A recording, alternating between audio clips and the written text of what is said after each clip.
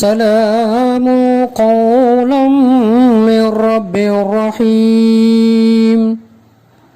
நிகரில்லா அன்புடையோன் இறைவனிடமிருந்து சாந்தி நிலவட்டும் என்று முகமன் கூறப்படும். பிஸ்மில்லாஹிர் ரஹ்மானிர் ரஹீம். அல்ஹம்துலில்லாஹ் நஹ்மதுஹு வ நுஸல்லி அலா ரசூலிஹில் கரீம். அம்மா பஅத்.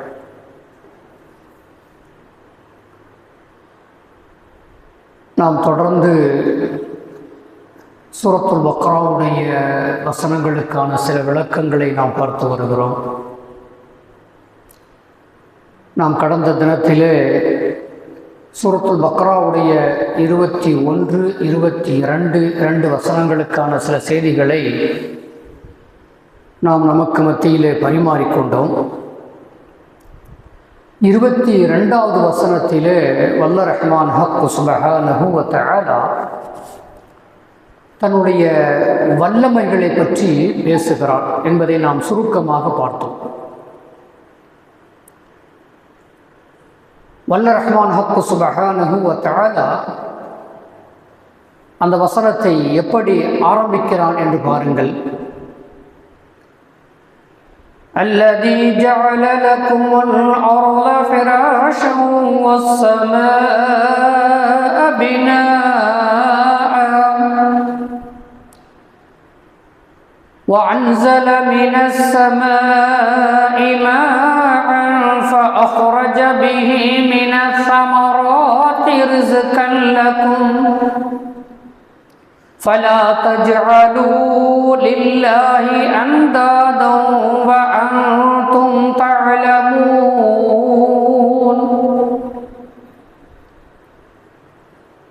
அவனே உங்களுக்கு பூமியை விரிப்பாகவும் வானத்தை கூரையாகவும் அமைத்தான்.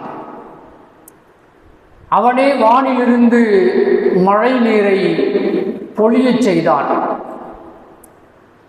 அதன் மூலம் கனி வகைகளை உங்களுக்கு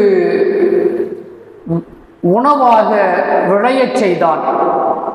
எனவே இவற்றையெல்லாம் தெரிந்து கொண்டே ஏக இறைவனான அல்லாஹுக்கு இணை கற்பிக்காதீர்கள் என்று அல்லாஹ் சுப்ஹானஹு வ தஆலா 22வது வசனத்திலே இப்படி சொல்லித் தருகிறதை நாம் பார்ப்போம். நாம் சொன்னோம் ஏற்கனவே இந்த வசனத்திற்கான பொருளையும் இதனுடைய சில விளக்கங்களையும் நாம் சொன்னோம்.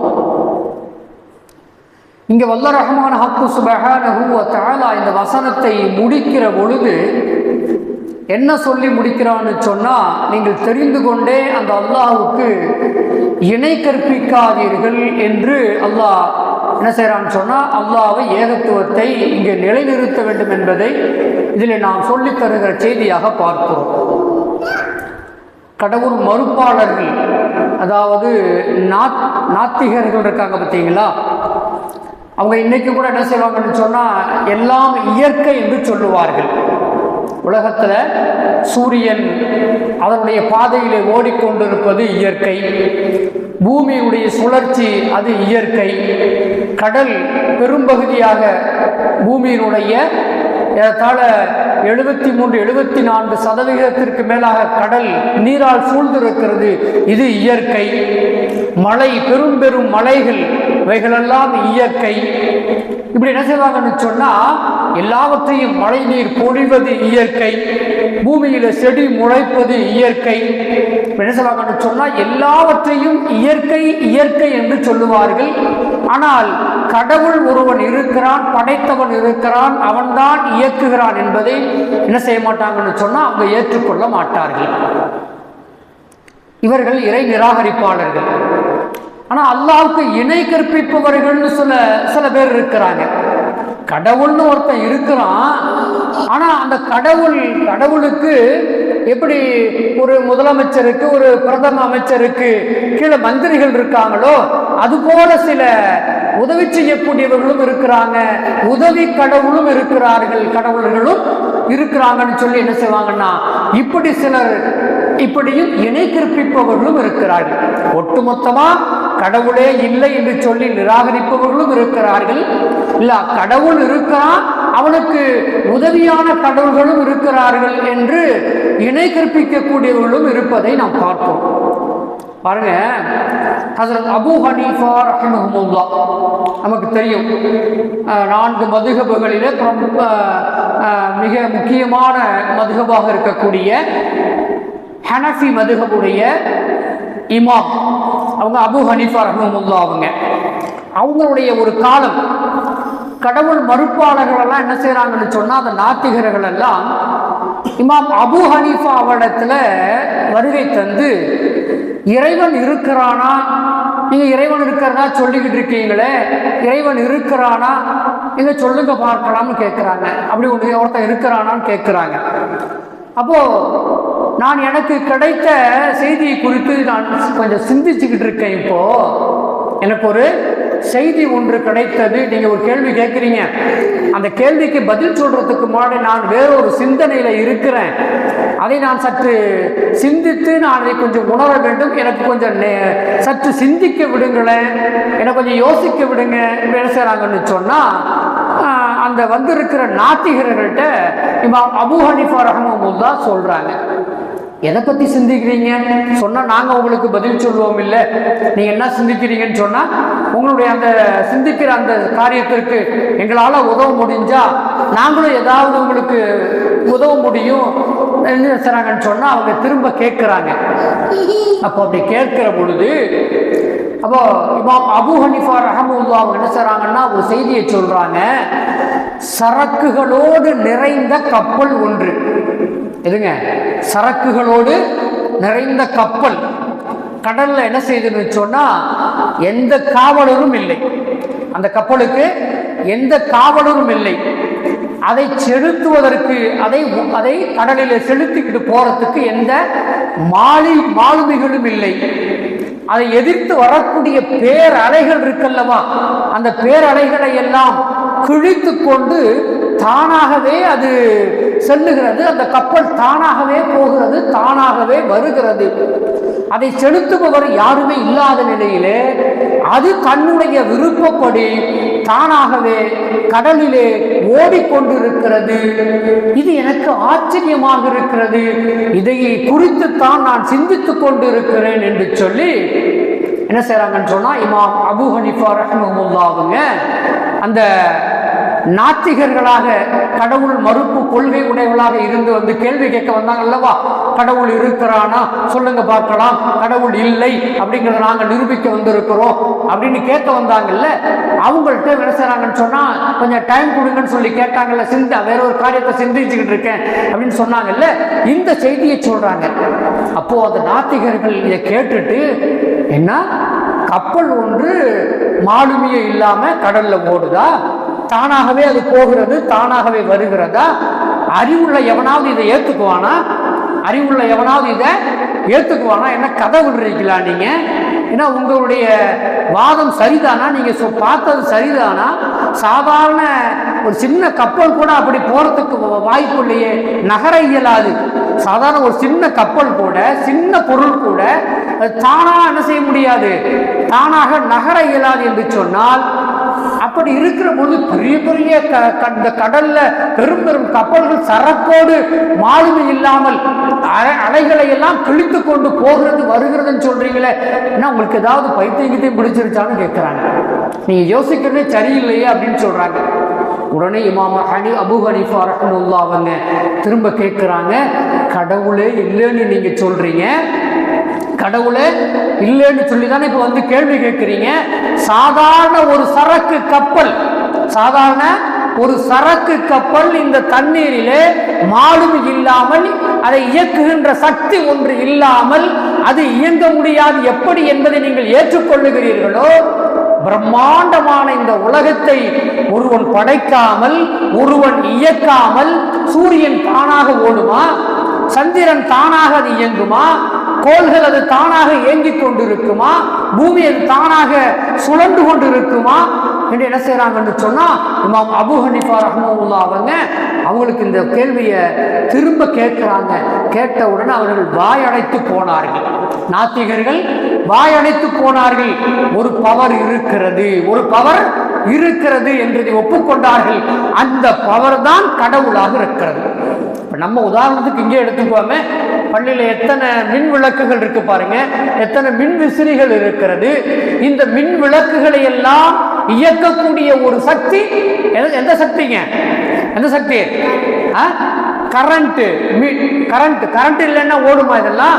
அப்ப கரண்ட் அப்படின்னு சொல்லப்படக்கூடிய ஒரு பவர் இதுக்கே தேவைப்படுதுன்னு சொன்னா, இந்த சாதாரண ஃபேன் சுத்துறதுக்கு ஒரு பவர் தேவைப்படுகிறது என்று சொன்னால், இந்த ஒட்டுமொத்த உலகத்தையும் பேரண்டத்தையும் இயக்கக்கூடிய ஒரு பவர் வேணும்.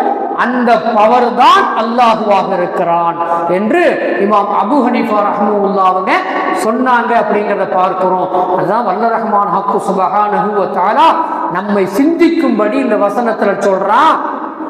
அல்லாஹ் எப்படிப்பட்டவன் தெரியுமா? இந்த பூமியை விரிச்சு வச்சிருக்கான் பாருங்க.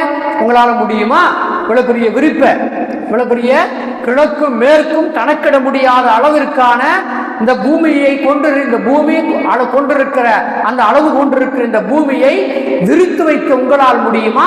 அது அல்லாஹ் தானே விரித்து வைத்திருக்கிறான்.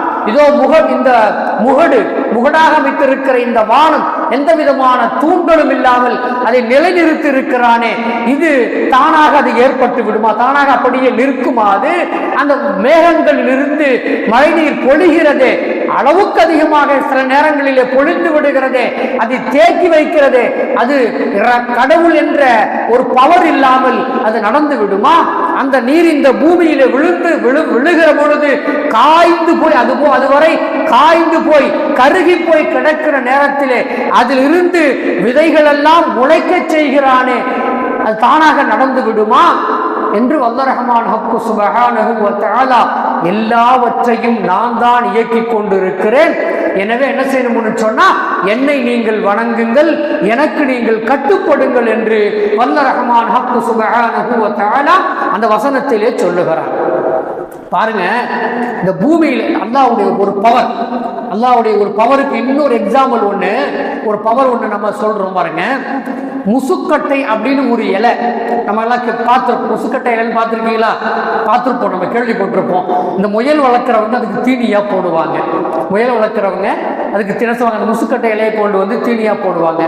தேநீர் வளர்க்குறாங்க பார்த்தீங்களா, அவங்க கூட என்ன செய்வாங்கன்னு சொன்னா, அந்த முசுக்கட்டை இலையை கொண்டு வந்து அந்த தேனீக்களுக்கு இரையாக போடுவார்கள். அதுல ஒரு பாடம் பாருங்க நமக்கு.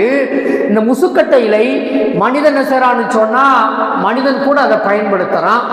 அதனுடைய சுவை என்னவாக இருக்குங்க?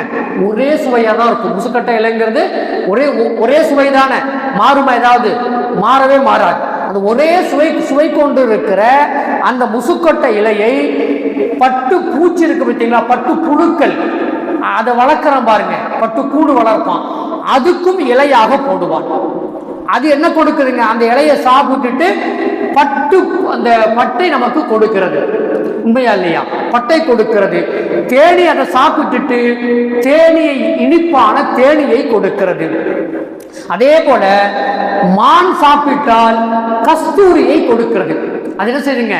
கஸ்தூரியை கொடுக்கிறது. ஆனா ஆடு மாடு சாப்பிட்டுச்சு என்னத்தை கொடுக்குங்க? ஆடு மாடு சாப்பிட்டு என்ன கொடுக்கும் சொல்லுங்களேன்? என்ன கொடுக்கும்? விட்டையை போடும், சாணியை போடும். என்ன போடும்? விட்டையும் சாணியும் தானே போடும். அதே சமயத்துல அதுல இருந்து சக்தி எடுத்து பாலையும் கொடுக்குதா? ஒரே முசுக்கட்டை இலைதான், ஒரே ருசி தான். ஆனா அது என்னென்ன வருது? பட்டு வருகிறது, தேனி சுவைக்கின்ற தேன் வருகிறது, கஸ்தூரி வருகிறது, பால் கால்நடைகள் இருந்து பால் வருகிறது, சாணம் அதில் இருந்து வருகிறது, என்னென்ன வருது பார்த்தீங்களா? அப்போ அல்லாஹ் எவ்வளவு பெரிய ஆற்றல் மிக்கவன். ஒரு பூமியில வெண்டைக்காயை விதைச்சோம்னு சொன்னா வெண்டைக்காய் வருகிறது. அதே பூமியில தென்னம்பிள்ளை நட்டோம்னு சொன்னா இளநீர் கொடுக்கிறது. ரெண்டினுடைய சுவையும் வேறாக இருக்கிறது. அதே பூமியில பாகற்காயை போட்டோம்னு சொன்னா கசப்பு நிறைந்த ஒரு காயை நமக்கு கொடுக்கிறது. இனிப்பு நிறைந்த ஆப்பிளை போட்டோம்னு சொன்னா இனிப்பு நிறைந்த ஆப்பிளையும் கொடுக்கிறது. ஒரே மண்ணு தானா அந்த ஒரு மண்ணில் இருந்து இத்தனை விதமான ருசிகளையும் கொடுக்கிறதுன்னு சொன்னா அதைத்தான் அல்லாஹ் சொல்றான். என்ன சொல்றானா? அதிலிருந்து நான் தான் வெளியாக்குகிறேன், அதிலிருந்து நான் தான் வெளியாக்குகிறேன், அந்த கனிகளை வெளியாக்குகிறேன் விதவிதமான ருசிகளை கொண்டு. விதவிதமான கனிகளை, விதவிதமான ருசிகளை ஒரே மண்ணில் இருந்து நான் தானே உருவாக்குகிறேன். இதுதான் ரப்பு, இதுதான் படைத்த பரம்பொருளாக இருக்கிறான், அதுதான் பவராக இருக்கிறது. அந்த பவரை நீங்கள் வணங்குங்கள், அவனுக்கு நீங்கள் இணை கற்பிக்காதீர்கள் என்று அல்லாஹ் என்ன செய்றான்னு சொன்னா சூரத்துல் பக்ராவுடைய இந்த 22வது வசனத்துல அல்லாஹ் சொல்லித் தருகிற செய்தியாக பார்க்கிறோம். வல்ல ரஹ்மான் ஹக் சுப்ஹானஹு வ தஆலா நம்மவர்களுக்கு அல்லாஹ்வை, அவனுடைய பவரை உணர்ந்து அவனை வணங்கக்கூடிய பாக்கியத்தையும், அவனை மட்டுமே வணங்கக்கூடிய பாக்கியத்தையும் அல்லாஹ் நமக்கு தந்த அருள் புரிவானாக. வாஹிர் தஅவானா அனில் ஹம்துலில்லாஹி ரப்பில் ஆலமீன். அஸ்ஸலாமு அலைக்கும் வ ரஹ்மத்துல்லாஹி வ பரகாத்துஹு.